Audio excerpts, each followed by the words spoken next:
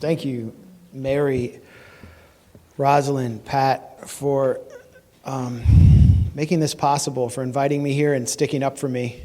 There was, as everybody knows, no shortage of pressure to cancel me, to besiege this organization to the point where certain facts could not be discussed in public.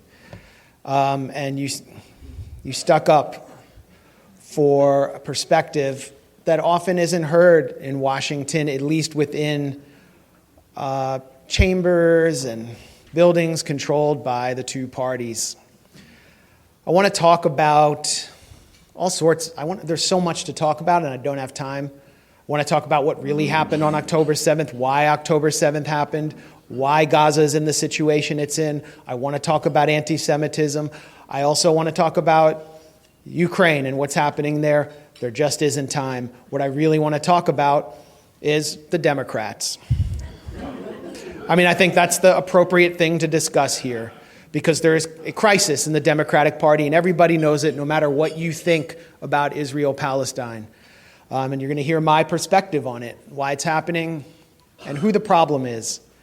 I want to tell you a little bit more about myself, apart from the bio that you heard. I am the only person in America who was condemned by both major candidates in 2016, Donald Trump and Hillary Clinton's campaign. Both condemned me for my, yes.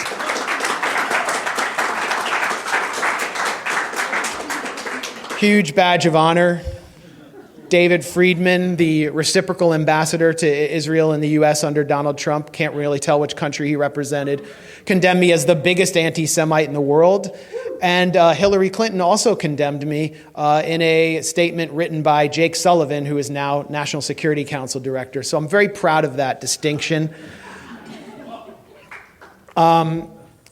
It's for the work that I've been doing for all these years inside Palestine, inside occupied Palestine, inside Israeli-controlled territory, producing several books, a documentary with Dan Cohen, Killing Gaza, my book Goliath, which is really a profile of Israeli society, spending off and on 5 years there, really seeing from within Jewish Israeli society how it was all building up to this moment, how that society was being primed for a genocide. And my book, The 51-Day War, about the assault on Gaza that killed 2,200 people, just left 100,000 people homeless, 35,000 artillery shells piled onto Gaza, 40,000 tank shells, all supplied by Barack Obama. That really set the stage for what we're experiencing now. And so I saw this coming. And now all of you know 30,000 are officially dead in Gaza since October 7th. 17,000 children orphaned, over 80,000 injured. These are just official conservative statistics. The conservative number is that 2% of the population of Gaza has been killed. That's conservative. The health ministry in Gaza, because the entire health system has been put out of service. The head of Al-Shifa Hospital, because he refused to allow Israeli soldiers to attack his hospital, is now being tortured in an Israeli prison, Mohammed al-Sliman. They can't keep the numbers, so we don't know how many people are trapped under the rubble. We know people are now starving in northern Gaza. Israel dropped flyers on northern Gaza today saying, "Have a happy Ramadan and don't forget to feed the needy." An act of psychological warfare to torture people who are being deliberately starved. And 15 children yesterday starved to death at Kamal Adwan Hospital. I can go on and on with the statistics. We're in Washington. I was talking just an hour ago to a journalist in northern Gaza named Mohammed Salem. He sent me photographs of I wanted to hear about the humanitarian situation, and he sent me photographs of his 2 daughters who had just been killed, his teenage daughters, and his son who's lost his foot. He was badly burned in an Israeli assault. And I've been following the Twitter account of our colleague in Gaza, in northern Gaza, a journalist like me, Motassim Dalul, who has been going out every day to try to get a bag of flour for his family because his family has been starving like all of his neighbors. His elderly neighbor died last week of dehydration. And he's been witnessing the attacks by the Israelis on the aid convoys. And on the day, I believe it was last week, when he finally secured a bag of flour for his hungry kids, he came home to see that Israel had attacked his home, killed his daughter, killed his pregnant wife, and wounded his son, who survived. These are our colleagues. My colleague and friend Rifat Al-Arir, who I met in 2013, a poet, a professor of English at Islamic University, was one of my heroes, and I was following his Twitter account avidly throughout this assault on Gaza. Rifat was the first professor at Islamic University, a university founded by Hamas, to teach Hebrew literature. He also taught The Merchant of Venice and encouraged his students to sympathize not with Othello, the Moorish general, but with Shylock, the persecuted Jew who had to compromise his dignity in order to survive in an anti-Semitic society. And his students said that they, as Palestinians, identified with Shylock, the Jew. Rifat brought anti-Zionist Jews to his class and told them, I used to be an anti-Semite until I met these Jews in America who were organizing against our occupation and our oppression. Now I see things differently. The issue is Zionism. And he taught his students to resist by not being extremists, but by being intellectuals and succeeding inside Gaza, inside this open-air prison. Rifat was hunted down by the Israeli authorities. His direct messages on Twitter were filling with threats from active-duty Israeli soldiers pledging to kill him and his family in December. He fled from a shelter with his family after receiving a phone call from the Israeli military telling him that they planned to bomb his location, that they had tracked him on his cell phone, and went home to his sister's house, where they attacked his home with a missile and killed him and his entire family. His last tweet, Rifat's last tweet, was the Democratic Party and Biden are responsible for the Gaza genocide committed by Israel.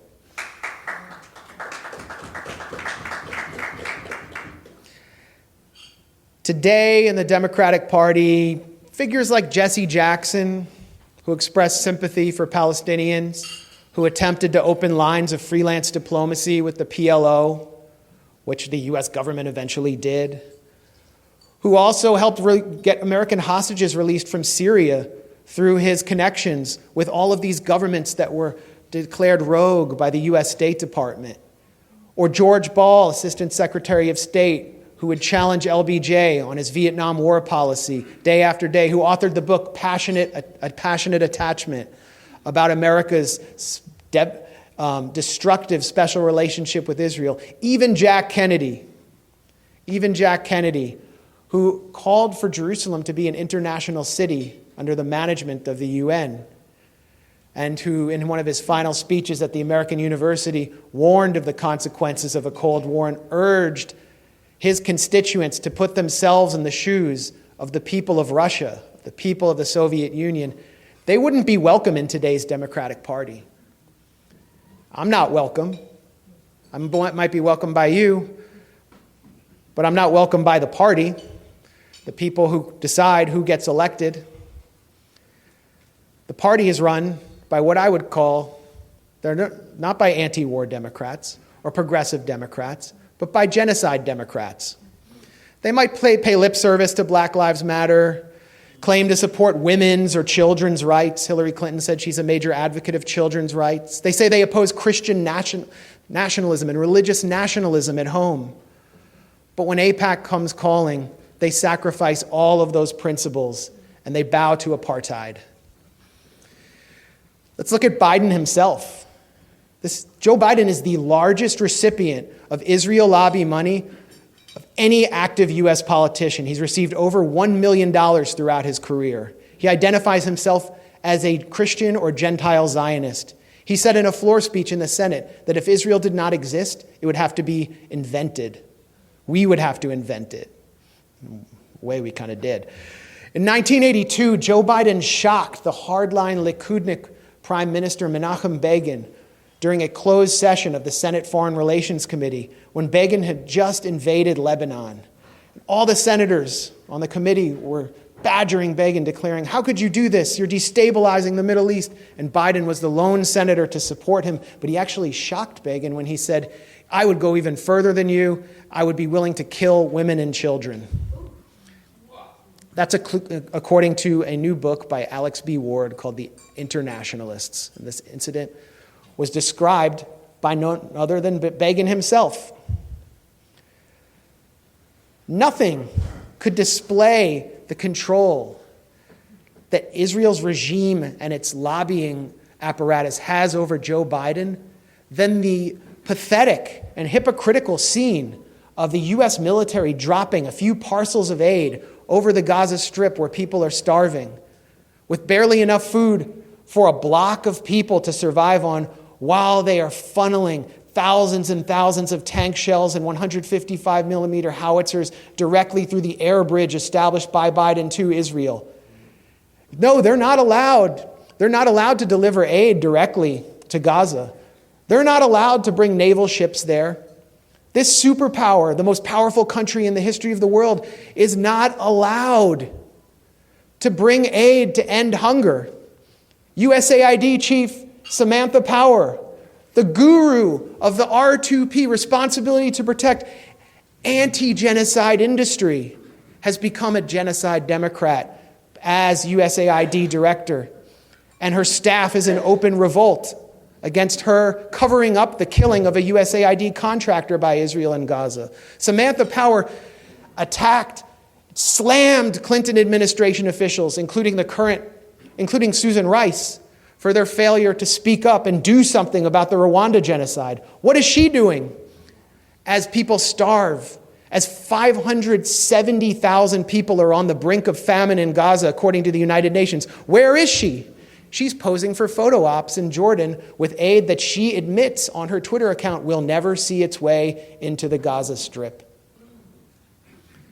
And she will not quit her position. She will not speak up. She will not publicly attack her boss. She is a hypocrite. They could end it right now. They could end this starvation, this famine right now if they wanted. All Joe Biden has to do is make a phone call to Netanyahu. He's been on the phone with him every day. He's so frustrated. They're always leaking all these conversations. Oh, Netanyahu won't do what we want. By the way, we're sending more weapons. All you have to do is say no more spare parts for the F-16s that are bombing all those multifamily story apartment blocks in Gaza that have destroyed 85% of all residential buildings in the Gaza Strip. No more parts, no more howitzers, time to negotiate. And by the way, once we have a ceasefire, the hostages will all come out. And they can all be on the White House lawn in a big ceremony with you. And Tony Blinken can get the accolade he deserves for getting the hostages out. Why don't they do it? They can't do it because Biden wants to run for re-election.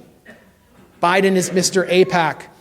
Joe Biden, instead of listening and responding to the voices of the 100,000 people who voted uncommitted in Michigan, went to the home of Haim Saban, a Zionist billionaire Hollywood mogul, who said that I'm a one-issue guy and my issue is Israel.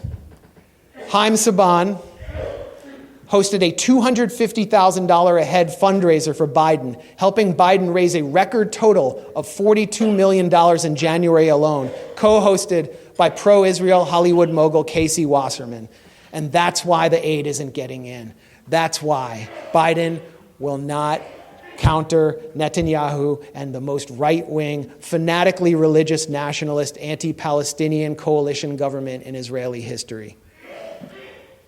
This isn't just limited to Biden. Bill and Hillary Clinton, remember them? They earned $3.5 million by 2016 in paid speeches by Israel lobby groups. That's along with $153 million in lecture fees from companies and organizations affiliated with the financial industry. After leaving office, Clinton promptly blamed Yasser Arafat for the failure of negotiations, explicitly violating a promise he made to Arafat in order to get Arafat to the negotiating table at Camp David. The former President Clinton thus reinforced then Israeli Prime Minister Ehud Barak, who moved more settlements into the West Bank, more settlers than any other prime minister, his infamous talking point that there was no partner for peace. Then, in the summer of 2002, the Vietnam draft dodger Bill Clinton declared at the Toronto chapter of the pro-Israel group Hadassah World Zionist Organization, this is what Bill Clinton said: "If Iraq came across the Jordan River, I would grab a rifle and get in the trench and fight and die for Israel." And he earned wild applause with this line at the $1,000 a plate dinner. Bill Clinton earned $125,000 for that speech. Hillary Clinton, one of the largest recipients as a senator of donations from AIPAC, has slammed proposals for a ceasefire in Gaza, repeatedly supported Israel's military campaign in Gaza, consistent with her passion for regime change wars.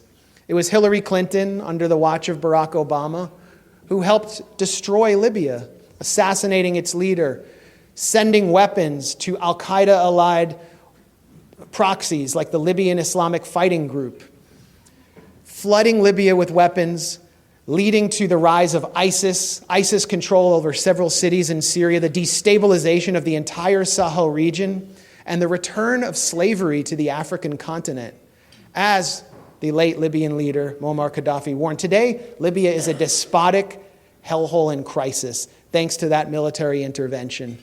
And the destabilization continues. Hillary Clinton called to bomb Syria in 2016. She also called for directly confronting Russian aircraft, going to war with Russia over Syria in 2016, becoming the air force for al-Qaeda, the forces that the U.S. was arming on the ground there to overthrow the Syrian government. And of course, she spread the lies about WMD in Iraq in her notorious Senate floor speech supporting the war on Iraq. Where are the women and children's rights that she stood for her life when it comes to women in Gaza, who now have nowhere to even have their periods, have their children, whose children are being exterminated before their eyes? Where are the children's rights? Children have nowhere to hide in Gaza. The hypocrisy is stunning, as it was with Barack Obama, who was himself a recipient of hundreds of thousands of dollars of money from AIPAC by the time he was elected president after spending just a short time in the Senate.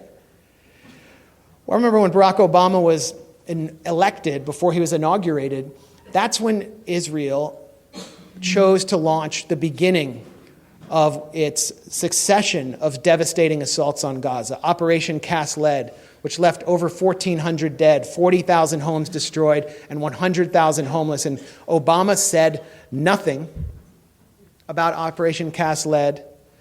And when he was inaugurated, he sent the GBU bunker buster bombs, the 2,000-pound bombs, the howitzers, the tank shells.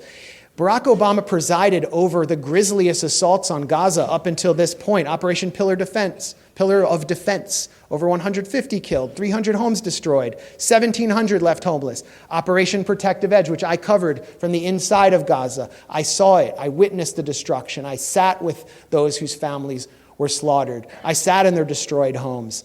2,200 killed, 17,000 families left homeless. Families, not people. 35,000 artillery shells of different types fired on Gaza after being delivered by the Obama administration, and 14,500 tank shells. What's Obama doing now? Has he said anything about this? Is he speaking out like Jimmy Carter so bravely did? Is he even building homes for the homeless like Jimmy Carter did? No. His life is one giant luxury vacation. He's one week he's at a Springsteen concert, Michelle's playing tambourine. The next week he's having splash fights with billionaire Richard Branson at his private mansion. He's raking in the multi-million-dollar speaking fees from the big banks as the Clintons did. And he, like the Clintons and like Joe Biden's largest single donor, was Haim Saban, the one-issue guy whose issue is Israel. Who controls Biden's foreign policy? Is it Biden? Do you feel like he's in charge? Do you feel like he's... I don't know, the independent solicitor from the Justice Department said he wasn't really in charge enough to know about his own son's dealings with Burisma. So I wonder if he actually is capable of standing up to a cunning figure like Netanyahu. Tony Blinken's the man in charge. Tony Blinken is not just the Secretary of State, he's a veteran Democratic operative who forfeited all diplomatic leverage that the United States might have had over Israel in this conflict when he announced on his first trip to Israel that he was there, quote, as a Jew. Can you imagine a Muslim diplomat from the US going to a country like Pakistan and declaring he's there as a Muslim? What would happen to him or her? It would be a disaster. But Tony Blinken has been using this language throughout his career in order to get himself to where he is. Tony Blinken comes from Israel lobby royalty. His grandfather, Nathan, authored an influential study in the 1930s on the feasibility of Zionist colonization of Palestine. Those were the words, the language he used in his study. He sponsored the study. Tony Blinken's father-in-law, the man who raised him, was Samuel Pisar, who was himself a kind of pro-Israel fixer for François Mitterrand in France. And he was the consigliere for Robert Maxwell, a Mossad agent who you all probably know well. Robert Maxwell's last call before he mysteriously fell off his yacht in the Mediterranean was to Tony Blinken's father-in-law, Samuel Pisar. Robert Maxwell was given a de facto state burial in Israel. And his daughter, Ghislaine Maxwell, earned infamy as Jeffrey Epstein's wingwoman. Jeffrey Epstein, another person with unsavory ties, likely unsavory ties to Israeli intelligence. At a 2007 AIPAC meeting, Tony Blinken declared that he inherited his, quote, commitment to Israel's strength through his family. And this has been the language and the politics that he's used to climb the ladder in the Beltway. Right now, there is a protest encampment outside Tony Blinken's home. It's a 24/7 protest encampment. They're there rain or shine. I visited them 2 days ago. It was muddy. They were there in the mud. One of the women is a Palestinian refugee who actually experienced the Nakba in 1948. And they protest anytime Blinken's motorcade goes in or out, demanding a ceasefire. All they want is a ceasefire, and then they will leave. And they're outside a big mansion. I mean, he lives across the street from a home that was purchased by an LLC for $40 million, just to give you an idea of the wealth in Tony Blinken's bank account. Where did it come from? It came from, in many ways, a company called West Exec Advisors, where the Obama foreign policy team cooled their heels during the Trump administration. West Exec Advisors markets itself as a boutique consulting firm, and what they do is they help shepherd deals, hump in deals for the arms industry, for spy tech firms. Jen Psaki, who's now an MSNBC host, former press secretary, she got a deal through West Exec to consult for an Israeli spy tech company. And they would use their connections to make money for the arms industry, the spying industry, the same industries that are cashing in on the assault on Gaza and the Ukraine proxy war, which Tony Blinken and his team are supporting. Then you have Victoria Nuland. Well, before I get to Victoria Nuland, there's someone I've had direct encounters with, Matthew Miller at the State Department.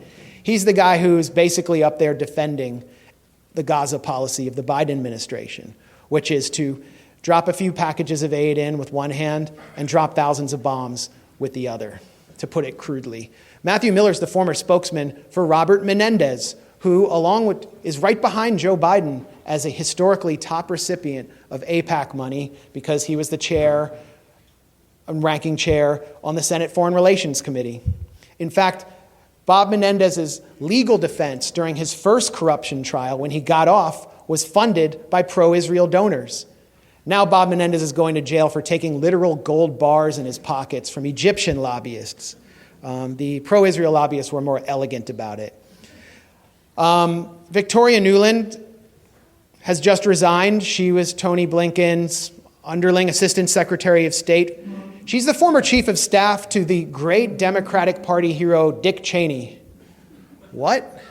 Yeah, she served in Republican, Democratic administration. She is an arch neoconservative whose husband, Robert Kagan, wrote the Benevolent Hegemony essay with Bill Kristol, who is now supporting the Genocide Democrats through his various front organizations, which called for the United States to act as a benevolent dictator and take out rogue governments across the world, paving the path for the invasion of Iraq with its eyes on Iran.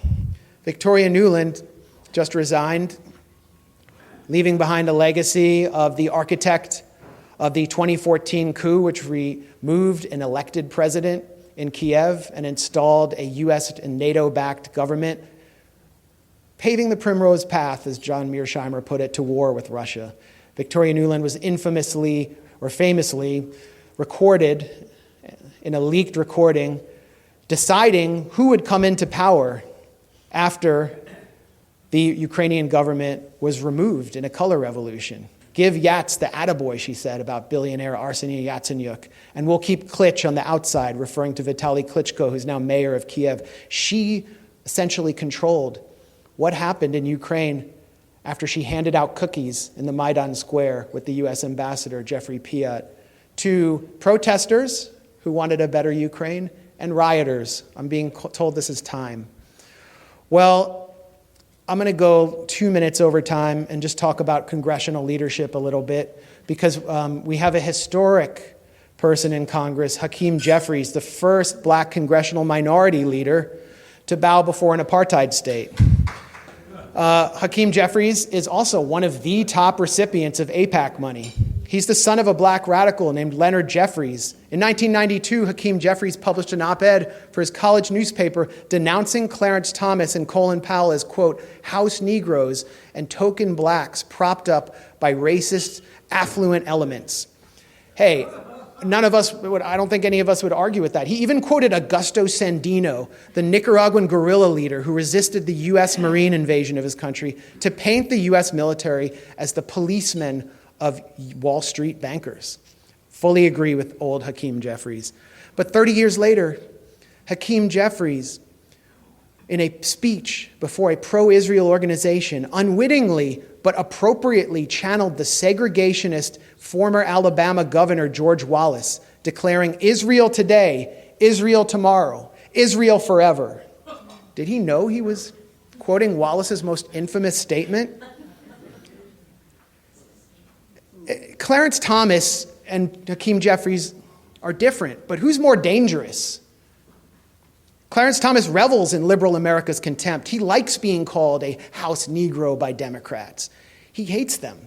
But Jeffries, he mimics the rhetorical techniques of Jesse Jackson and caters aggressively to the social concerns of the Democratic Party's donor class, not the grassroots. And in this way, he and many of his colleagues are arguably more effective than Clarence Thomas in serving what Hakeem Jeffries once described as an elite business class through the promotion of multinational corporations and the military complex. And look at what AIPAC will do to black members of Congress and black politicians who don't toe their line. They will destroy them like they destroyed Nina Turner in Ohio. Look at what they tried to do to Donna Edwards here right out in Prince George's County because she simply called for a Palestinian state.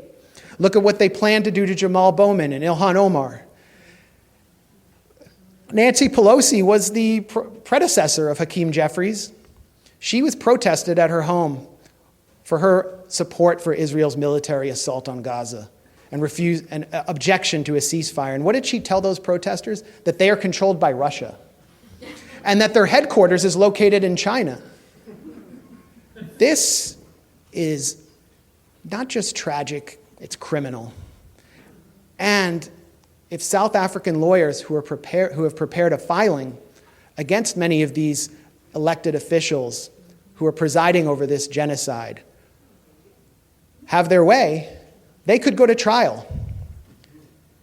These are the genocide Democrats.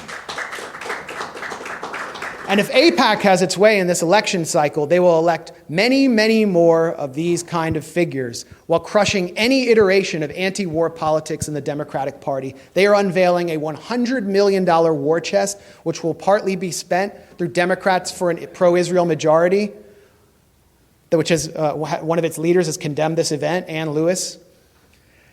And then what are we left with? Are we left with a party worth supporting?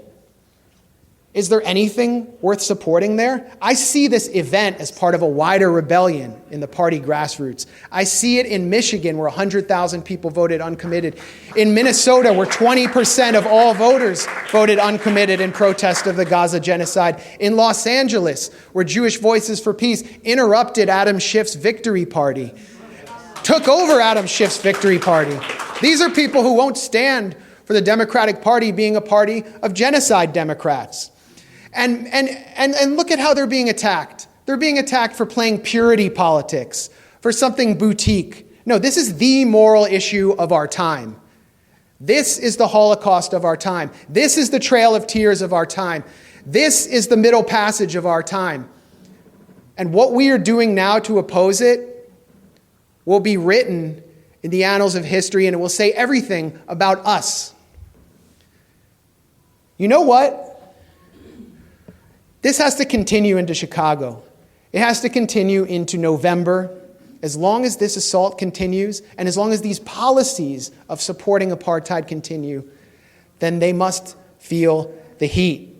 If, like me, you can't stand this, if you stand with the starving, the homeless, the dispossessed in Gaza, you must not let the genocide Democrats win. Thank you.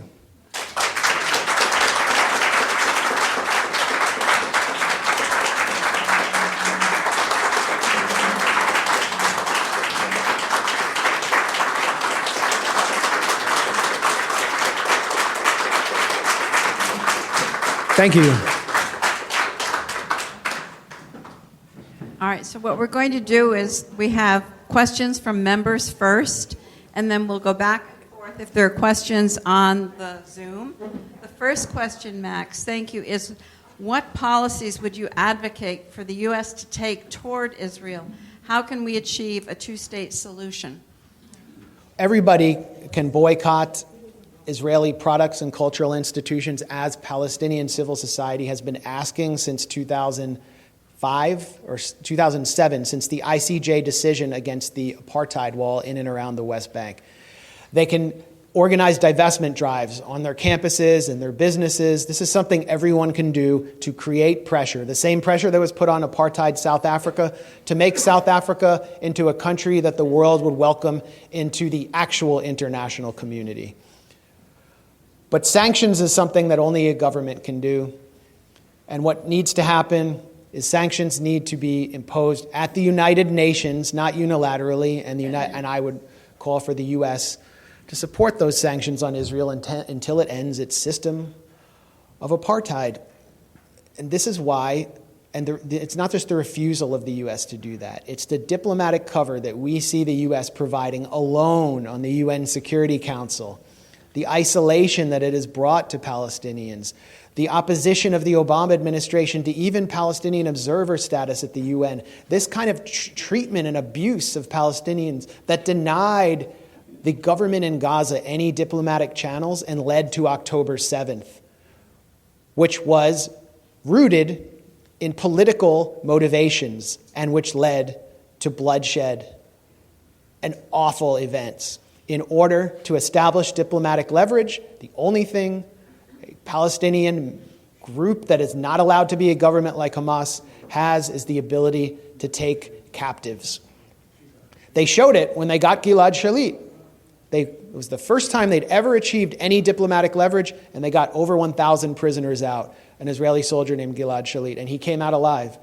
That's why October 7th happened. So when you start pushing Israel, you start removing the motivation for more October 7th. The U.S. thinks it can be solved the way they destroyed Libya, the way they decimated Syria, the way they are destroying countries across Latin America through a regime change operation. And we know that that will fail and that Hamas will not be eradicated through this assault. Thanks, Max. A member asked this question. This is sort of a combined question. Do you feel that Trump would be better at the issues and problems you discussed?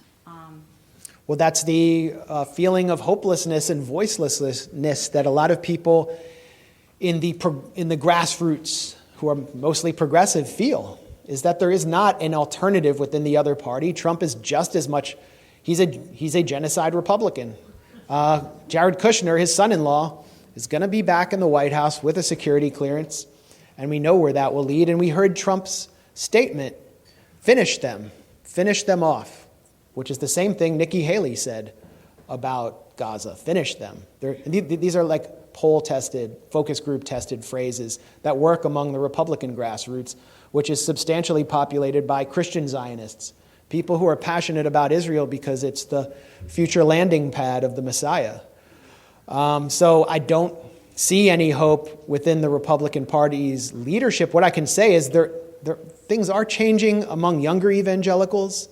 They have actually organized actions in the West Bank called Christ at the Checkpoint to protest Israel's occupation. Even younger Mormons are becoming sympathetic to Palestine. Look at all the polls. So these dynamics are going to ultimately shift politics, but people feel like Republicans feel like the 2020 election was rigged. I think people feel that there's just a general rigging. It's not through ballot boxes being stuffed, miscounted.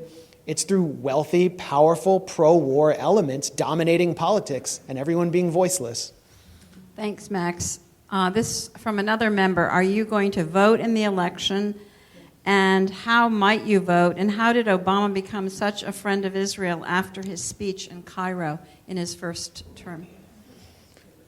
I'm going to vote for Dr. Shiva. No, I'm joking. But I figured a few people would get that. I'm not going to discuss how I vote. I don't endorse candidates. I did a talk at Bus Boys and Poets in Tacoma Park with Jill Stein of the Green Party, who's going to be on the ballot in more than 40 states. She performed very well. And, that's someone Biden's going to have to pay attention to if he's going to uphold this line on Gaza. How did Obama, there were like two questions. How did Obama, the die had already been cast with Obama. And if you look back at his Cairo speech, it was sort of an effort to try to mollify and co-opt Arab public opinion in support of a larger agenda that wasn't going to play out with respect to Israel-Palestine, and which the Arab Spring kind of took off the table. But it was to sort of establish, you look at what they did in Egypt. It's a big success for U.S. diplomacy. A country of 80 million people, which was the powerhouse, not just of the Arab economies, but also of Arab politics, which was led by someone who supported Arab resistance, was turned into a U.S. protectorate run by a military that's totally dependent on U.S. aid through Camp David. And Obama wanted to do the same thing with the Palestinians through the Palestinian Authority. And that's what Cairo is about. It's about turning the Arab world into Jordan or Egypt. And look at what look at the crisis this helped create. Egypt's building a wall on the southern border of Gaza so that starving, desperate people cannot get out when Israel comes to assault them. And they'll be stuck between a literal rock and a hard place. These are Zoom questions. Yeah, we have a question from somebody on Zoom who's asking, of course war is horrible, so why did the Palestinians initiate this war with their vicious attack on Israelis on October 7th? Well, they didn't. They didn't. This war has been going on for 75 years. Israel initiated it in 1948 by ethnically cleansing 750,000 people. We must expel Arabs. We must expel Arabs and take their places. And are we all Democrats here? Are we Democrats? I'm leaving. I am gladly leaving, and I will never be back. This is not a Democrat. Okay. Don't kill any more babies tonight, okay?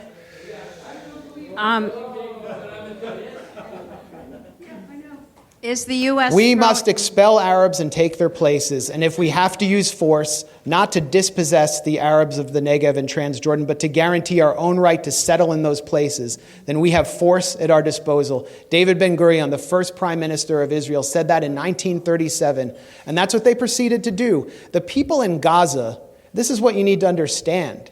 The people in Gaza, over 80% of them are refugees.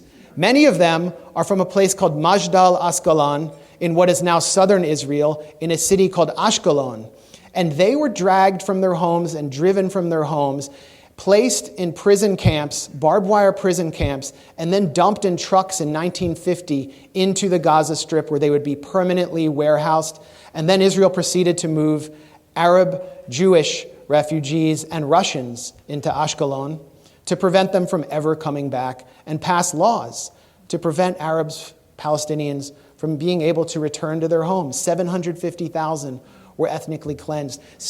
For 18 years, the remaining Palestinians, 100,000, were internally displaced inside Israel. The remaining were put under military rule. They were under military occupation until 1966. Then in 1967, Israel violently, in a war it initiated, occupies Gaza, occupies the West Bank, occupies the Sinai Peninsula, the Golan Heights in East Jerusalem, and then invades Lebanon in 1982, attacking Palestinian refugees there, puts Gaza under siege in 2005.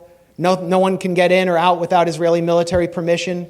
We must kill and kill all day, every day. That's according to Arnon Sofer, an Israeli government consultant who helped devise the siege of Gaza.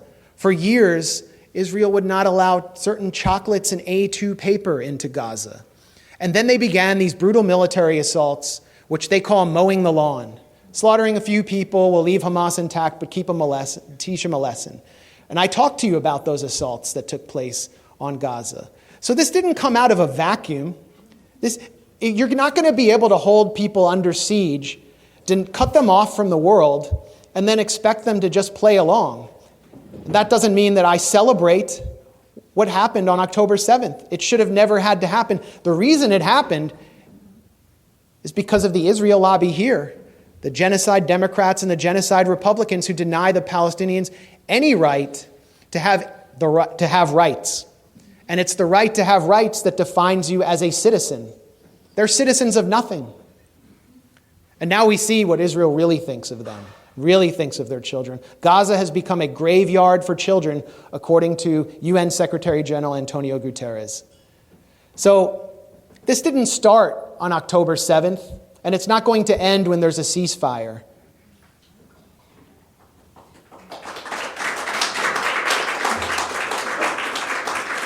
Max, about Gaza, what would Trump do if he were president, and what would the Republicans have done if they were in control? Well, I think it would be similar. Trump said that he would say that he wants to smash Gaza, but I don't think he would be able to do anything different. I don't think there's anything Biden has done that exercised any U.S. leverage. Trump wouldn't either. But what we do know about Donald Trump is that he went rogue in many ways and went off script. There's a script that's handed to you when you come into the White House. It's the script Biden has been reading from his entire career, and Trump refused to follow it. He first refused to follow it at the Republican Jewish coalition of Sheldon Adelson, who works with Haim Saban. He's dead, but his wife still runs his foundation. They control the Republican Party through donations. He was Trump's top donor. Before Adelson was donating to Trump, Trump said at this meeting, "You guys are real estate. You're in real estate. You know how to make deals. I think we can make a deal between Israel and Palestine." And then they called Trump an anti-Semite for saying that. And then he signs on with the Adelson agenda, the Jared Kushner agenda. The rest is history. But Trump tried to broker peace on the Korean Peninsula. That was a heroic act. 80% of Koreans support peace, while the Democratic Party establishment attacked him and mocked him for doing that. People want to have their families reunited there. He sat down to discuss reducing intermediate ballistic missile stocks with Vladimir Putin, and CNN published a story claiming that Putin handed him a soccer ball with a hidden mic inside to spy on the president. And Rachel Maddow, night after night, said Trump was going to be impeached and arrested for his ties to Vladimir Putin. This is how it was received. This is how peacemaking and diplomacy was received. So Trump, when he comes back in, is going to be under even more pressure than he was before to read from the Beltway script. And I don't know why anyone was laughing about peace in Korea, because anyone in Korea, except for a few fanatics in the South, wants to see the peninsula united and wants to end this war, which was itself a U.S. genocide in which the North Korean population lost 20% of their population. Curtis LeMay, who was in charge of the aerial bombardment operation that leveled Pyongyang to the ground, said if we had lost the war, we would have been all tried as war criminals. Max, this is our last question. It is 7 o'clock, but thank you very much. Thank you so much. Thank you.